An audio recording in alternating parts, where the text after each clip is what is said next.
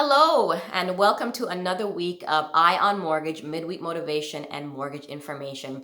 I am your mortgage agent, Keisha Johnson. I am licensed under Royal Dominion Mortgages, and my company, it is RTS Mortgage Financial. If you have any questions, please feel free to send me an email at kj@rtsmortgagefinancial.com. All right, so for this week, what I want to focus on is the stress test. Okay, so there is some reports that sometime this week the stress test will be going down to about I believe it's 4.79. All right, and this of course gives you a little bit more affordability, but I really want to break this down so that you kind of understand. If you don't completely understand how the stress test works, I want to give you some scenarios so that you can kind of better wrap your head around it and see how it pushes you out of the affordability that you may want to have. Now, we're going to start off with, I'm going to use the purchase price of about $400,000 with a down payment of 5%.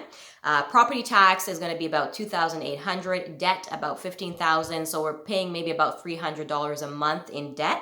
And keep in mind, of course, this is one scenario, but with regards to your particular situation, there are a lot of components to it. As I said, it depends on what the property tax is. It depends on what your debt is. It depends on what your income is. For this particular scenario, I'm using an income of $80,000. All right. So the stress test started out at about 5.79, right? Now, with those examples that I set, this particular scenario, if you wanted to purchase a property of $400,000, you had debt of about $15,000, so your monthly debt payment was, let's say, about $300 a month. The property tax was $2,800, and you were using the qualifying rate at 5.79. All right. So what we have is something that's called a GDS and a TDS. And this is what the banks use to qualify you. So you have to fit within the ratio for the banks to, of course, give you that mortgage. Now, the standard GDS TDS is 35.42.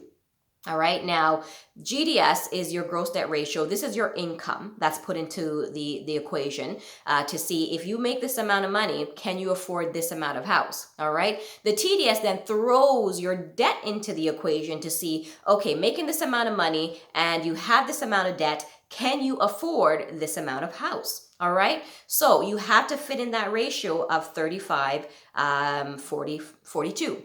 Now, very quickly, I always like to plug this in. Credit rules. Credit is very important, all right? Because if you have very good credit, then those ratios are allowed to actually extend a little bit to 39.44. And when I kind of break this down, you kind of see how important it is to be able to extend that, because it may make or break, that purchase, that property that you may want, okay, based on the ratios that you can fit into. All right, so bottom line is, with the scenario that I gave you first, 400,000 purchase, down payment of 5%, property tax 2,800, and keep in mind, each scenario is different. It depends on how much debt you actually have. What's your income? What's the property tax? So these different numbers will offset how you fit into that ratio. All right. So the stress test at 5.79, and you having an income of 80,000, trying to afford a property of 400,000, and you have a debt of about 15,000, paying about 300 a month.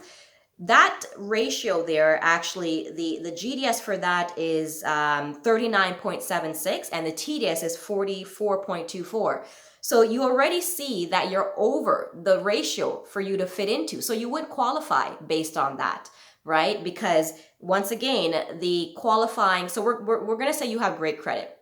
So we're going to use the 39.44 scenario for the GDS TDS. So that being said, you see that you are already over it, right? Because the ratios right now, based on this scenario that I gave you, is 39.76, which is over 39, of course, and then 44.24, which of course is over 44. You can't be over. You have to fit within there. So underneath is always best, right? So you can see now someone who owns a property, who wants to purchase a property of 400,000 and you're making 80,000 with all those components that I just broke down with regards to property tax and all that stuff, you wouldn't be able to afford it based on the stress test of 5.79.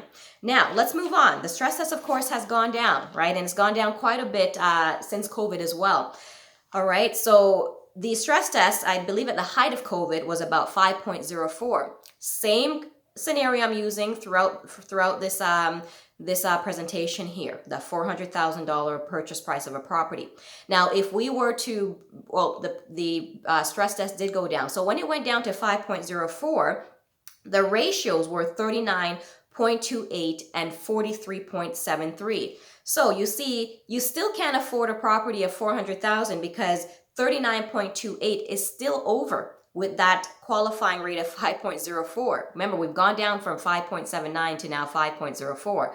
And the TDS, you're within it with 43.73. Remember, it has to be 44. So now you're within it. But still, where the income is concerned, you don't make enough income to qualify for a $400,000 property when you're making 80,000 with a stress test of 5.04. So you see how it pushes you out of the market. So we're gonna bring it down now just a little bit. The stress test maybe about a month ago went down to 5.94, right? Now with 5.94, the same scenario here, $400,000 property, you're making $80,000 or a combined income of 80,000 in the household, right? The GDS would be 38.90 and the TDS now is 43.40. So you see now you are fitting into the ratio. So woohoo! Based on the stress test going down to 5.94, making an income of 80,000, having a debt around, 15,000 with a monthly debt payment of about 300, and we're looking at a property tax around 2,800. Based on the new stress test of 5.94, which is what it is right now, you can now afford a property of 400,000 with this scenario that I've broken down for you, having an income of 80,000.